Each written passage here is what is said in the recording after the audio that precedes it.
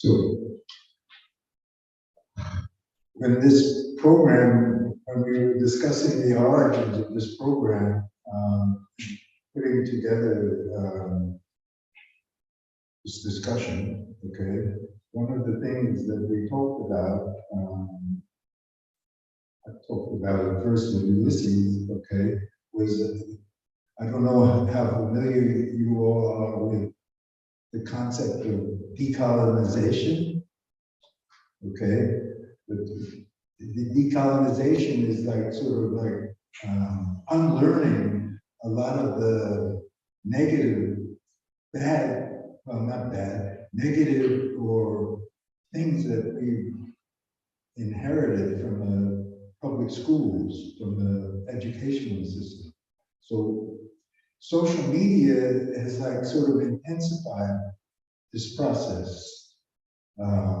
So we wanted to talk a little bit about decolonization and social media, which maybe you think it doesn't relate to these films, but it actually does, because these films present a reality that we're not so familiar with. Okay, maybe Ulysses, you can say a little bit about this. Thank you. Yes. Well, firstly, I just want to say it was a real treat to watch this documentary. I actually studied documentary filmmaking as a graduate student, so very appreciative of the work which is seen. But if I could just take a couple of minutes to talk a little bit about my work, and also, I guess, explain a little bit about who I am and why I'm here. I'm originally from Mexico, so I identify as Latino. So the kind of issues that we've seen in these documentaries, I guess my understanding of them is mostly like that through sharing and talking to people. So I don't want to misrepresent myself in any way. So that's kind of who I am. But some of the work I've been doing lately that I developed with a colleague whose name is Country, and we've written a number of articles and a book on this concept of data colonialism. And I will explain very briefly what that is. Because I think one of the very interesting things about watching this documentary, this order, is to get a sense of the continuity of some of the struggles, some of the issues that impact not just these communities, but I think from many of us. And so our main argument is basically that there's a new kind of land grab going on, except that it's not land, it's actually data that is being extracted from our lives. So basically we define data colonialism as sort of this extraction, this continuous extraction of data from our lives for a very specific purpose. That purpose is just the generation of the creation of wealth. So, I mean, if I can just, tell you very abstracted way how this works, let's just think a little bit about sort of the story of cheap. I like to call it the story of cheap, because in order to colonize the world, colonizers have to render the land as cheap. Right, like Europeans arrived in this continent, and so all of this land, they had to sort of frame it as something that was abundant. Look at all of this wonderful land, it's just there for the taking. It's free, it doesn't belong to anybody, right? That's how they had to think about the land. Of course, there were people living here, but of course, in the minds of the colonizers, those people were not even full human beings. So land had to be rendered as cheap. Now, the next move in that progression, if you think about it, because you have cheap nature, cheap land, you also have to think about cheap labor. You need labor to transform all of this wealth into, all of this land into wealth. So now we have a progression from cheap land to cheap labor. And now, of course, what we have today is cheap data. If you think about it, data shares many of the same characteristics of land and labor. We are told that the data we generate through our phones, when we go online, when we drive our cars, which constantly record data about who we are, when we work in front of surveillance camera that also collects all of our data. All of that data, again, is said to be abundant. It is said to be free. It is said to be without an owner. So, of course, it does have an owner. You and I produce it individually, but by the time it's kind of collected, it's said to have an owner. And we're also told, as in the history of colonialism, that in order to make something useful from that data, it needs to be processed. So you and I can't process it, we don't have the resources, so then we need big corporations that have advanced technology to process that data. So that's how we sort of start to think about how data is this new resource, this new territory that's being collected. And so working also with many activists in Latin America, we form a group called Decolonization, and basically we think about and we talk about how to decolonize data, just like we are also in the process of decolonizing land, for instance, by occupying it, decolonizing curriculums, like teaching certain kinds of courses in college. We also need to decolonize data. And so we're looking at the various ways to do that. And of course, indigenous communities all over the world are part of this process too, because they also have movements, just as you mentioned food sovereignty. Many communities also have data sovereignty initiatives. So indigenous peoples all over the world are thinking about, well, how do we define what data is? How do we use it, for our own purposes? Instead of someone coming to our communities to collect data and us having no say in it, how do we become part of that process, defining what data is and what it can be used for? So in a nutshell, I think when Alan and I were talking about just conceptualizing this program, talking not just about the past, the present, but also the way in which the future, these new territories of the land of the data that we produce will become part of this colonial and decolonial struggle. You said earlier, a lot of young people want to be in social media. Right? Of course, everyone wants to do that. But we have to be aware of sort of the implications of what happens to the continuous surveillance in the form of data that happens just by participating in that process. So that's kind of how I was thinking about some of these issues. Thank you.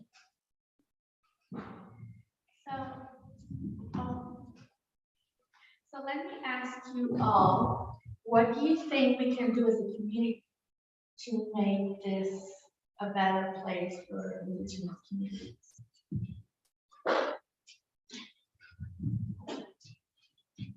I think doing things like this is good, like bringing in people from your surrounding communities, and also showing them the media. I think getting to know the land that you're on, because there's a piece of land that's on Turtle Island. There was indigenous people, or are still indigenous people on that land. So getting to know where you are and who lives there. I mean, my community of Akazasa is just like less than an hour away. How many of you have been to Akasasa? Yeah, and there's, like if you want to learn more about us, almost every community will have a cultural center or a museum. So those are some ways you can. There's also books, hopefully by native authors. So those are just a few things. But what would you like to see as an indigenous person? What would you like to see from this community? Make this a better, inclusive place for indigenous people? Which community are you asking about? Paulsness, the larger community? Yeah, all of it. Yeah, but let's start with Paulsness. You're asking, that's a pretty broad question just for me. I think like one of the things that might be nice is to open it up for people to come and be able to harvest specimens around here. It's just one thing I'm thinking about.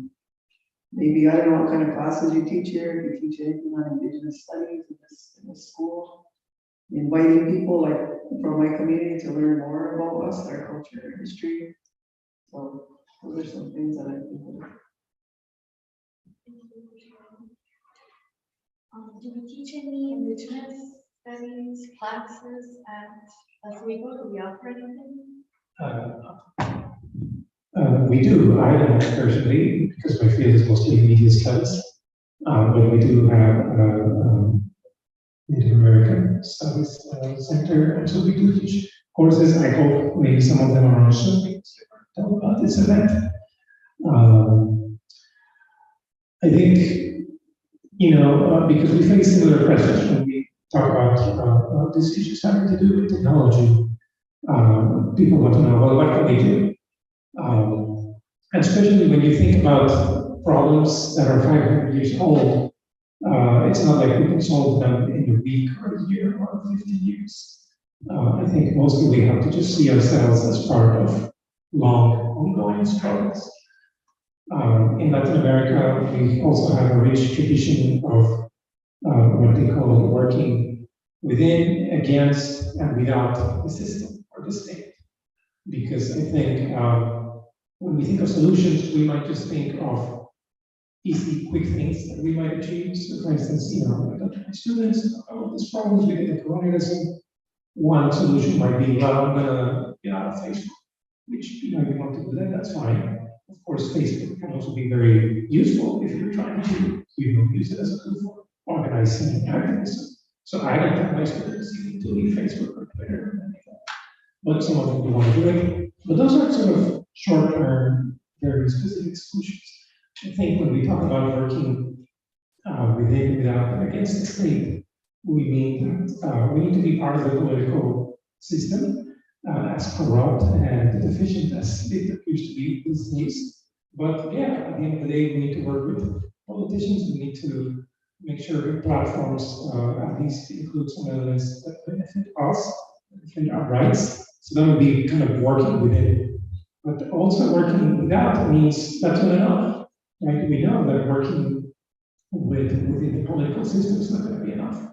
So I think working outside of the system, working against the system is also very productive and very rich. At the end of the day, we see data colonialism, decolonizing data also as cultural movement, as an educational movement. What I teach my students in the classroom, right? Hopefully, at least make them more aware of some of these issues. How we train the next generation of engineers, the people who make all of these tools that we use. They need to rethink the way the tools impact the world. So we don't just think about training our students in the humanities or in arts.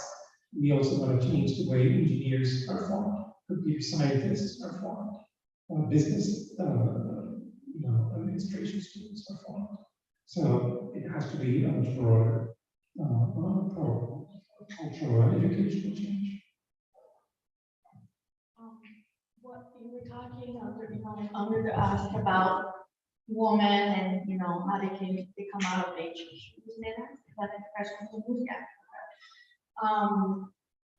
How do you see this generation of women coming, this future generation of indigenous women with social media and all that? I think your students are getting tired of one. No, it's just because it's the time for dinner and sports practices. Yes. Any pressing questions before you guys all take off? I have a question. Oh, I'm sorry. Wait, go ahead. No, I'm sorry. I was just curious, what your daughter is doing now. She's still in the community. She is doing awesome. Both of them are. So my daughter's now 26. She finished this program that she took, the language program. She finished the 2 years, and then they hired her to teach there. So she taught there for a year and a half, and then now she's teaching in the community. She actually taught my sister. So she's now fluent.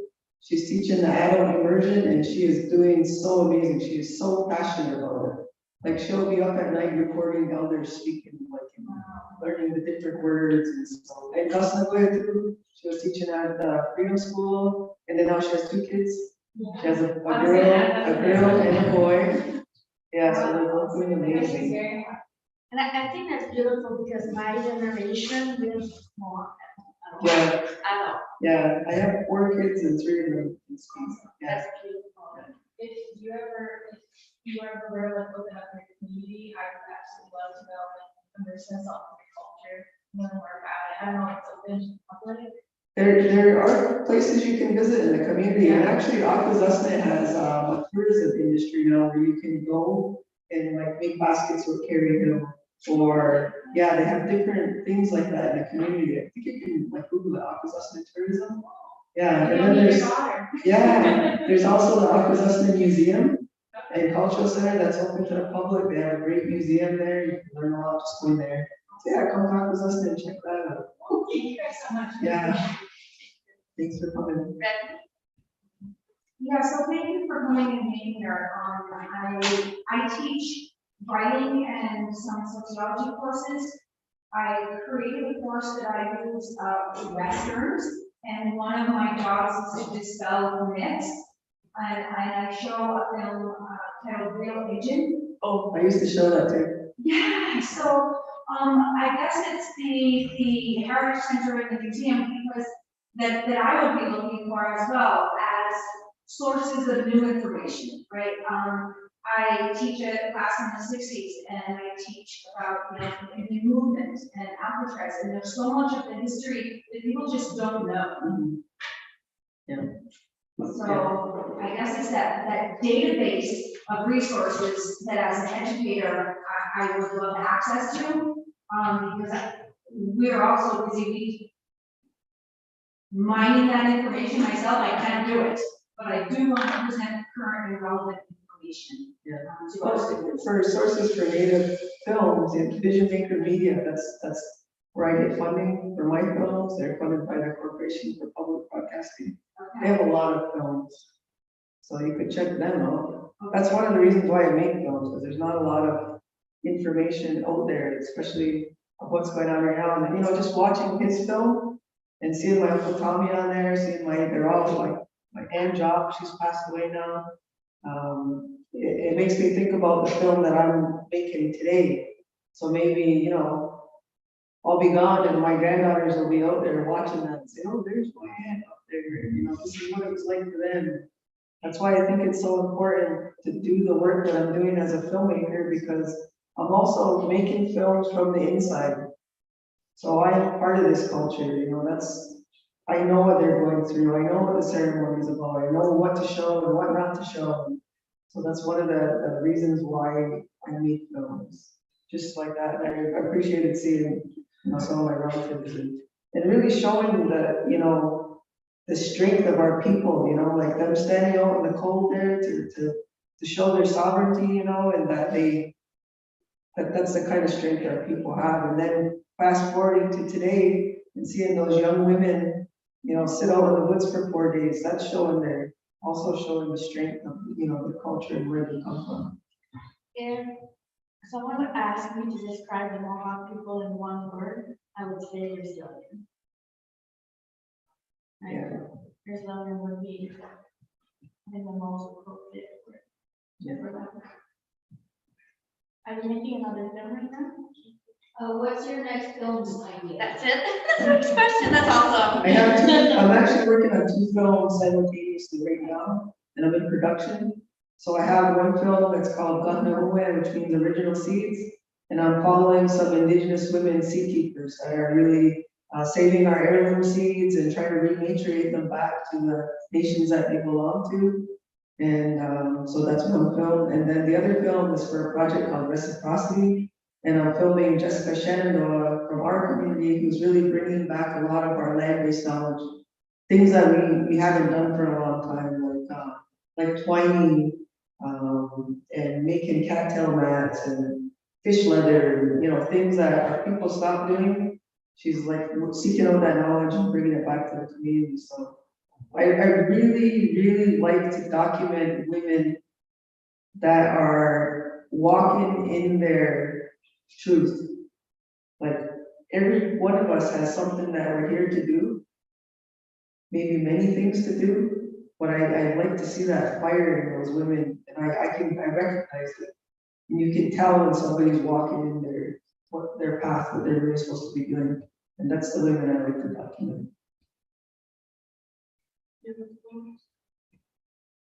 Any other questions? Kurt, Yes, would you like to say something? Well, I was just gonna ask you, but I can't wait to see these films. And before I even say that, I should say thank you so much for all of you for coming up and doing this. But, now I'm thinking the seeds, like I think of the corn and the maize, but are there other, so there will be the Three Sisters seeds, or are there other plants that, well, I'd like to hear about? Mostly I'm focusing on the Three Sisters, but they have other seeds as well. And I think, well, that's one of the things that we don't think about, maybe we do here, is that the food that we're eating, and we're down to just a few crops is what you see in the grocery stores where there's so many, like there's so many indigenous varieties of beans, there's so many different kinds of corn. And, there's a lot of issues that are around that too, with the seed companies buying up the seeds and patenting the seeds and genetically modified seeds, getting into the indigenous seeds. So those are some of the issues that I'm going to, talk about in the film. Yeah. And having to protect the seeds, because the seed companies like Angie Ferguson, one of the ladies that I'm documenting from Onondaga, they have hundreds of indigenous seeds that they have in their collection that were given to them to care for. And companies like Monsanto offering millions of dollars for their seeds. So that's ongoing struggle. Yes. Just to follow this point, okay, is that this is when we talk about decolonization, it's talking about something which is like very abstract. I mean, what does he mean by decolonization? But this is what decolonization is all about, okay? Because we live in a society where everything is so commodified, we don't think about like the origins of food and the diversity of food, okay? Because the food that is offered to us in supermarkets and so forth is basically driven by profit motives, not in terms of health or not in terms of the diversity of what is possible or what is sustainable, okay? And we think about the planet that we live on and the earth and how long it will be able to live if we just drain it of all of its resources, okay? So this is like part of what decolonization is all about. It's not abstract, it's real, It's de-learning a lot of the false things that we've been taught, okay? And thinking about what is really possible. Yeah, and nobody's gonna do it for us. The government's not gonna fix us, they're not gonna fix the planet. It's the people that are in the ground doing this work, like those women that are saving all the seeds for future generations. And us, what are we doing? Are we planting? Are we mindful of what we're buying? All of those things, it all comes down to us. So that's kind of another thing, reason why I make these films, make people start to think about some of those things, I guess. And just to bring it, I know there's someone has a question up there, but just to bring it back to data, some of the research we're doing is also about how agriculture is becoming a very data field, in the sense that some of these corporations are developing very high-tech models, robots basically that can pick berries and do all of that work, but also just conceptualizing agriculture as a data field. Conceptualizing the land as something can be quantified, that the resources can be applied at certain moments to make it more productive. So that's an important also revolution in quotes that's happening in terms of how corporations are thinking about land production of food. But yes, I know there was a question back there. Talking about going back to Montana and seeds, are you talking to other countries that may be facing the same problems? Like there's I know in India there's a woman that's like trying to prevent Monsanto from going working through there. Is there any efforts that you've seen to like try to keep contact? I haven't been doing that for this film. I'm just focused on these women and their story, and I think it's a universal story. So I think even other people that watch this will relate to that. So Yeah, just focusing in on their work that they're doing, like really grassroots work. And I purposefully didn't like choose women that were like working for the tribe or getting paid to do it. I'm doing all the women that are doing that because they know it's right. It's like their purpose to do that. Yeah. But I have watched other films on them. Any other questions or concerns? No? Is there anything you would like to add? Anything you would like to add? You want to add anything? Um, Thank you all for coming.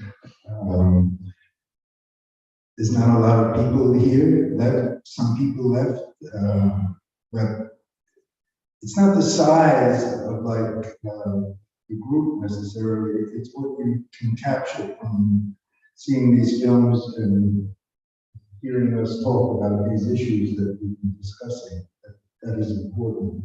Okay, and you were like the seeds to spread knowledge, okay, and to multiply that knowledge and multiply the history that you're seeing here. Yeah, thank y'all for inviting me. And y'all everybody that's staying up here. Hey, good to meet you. All right.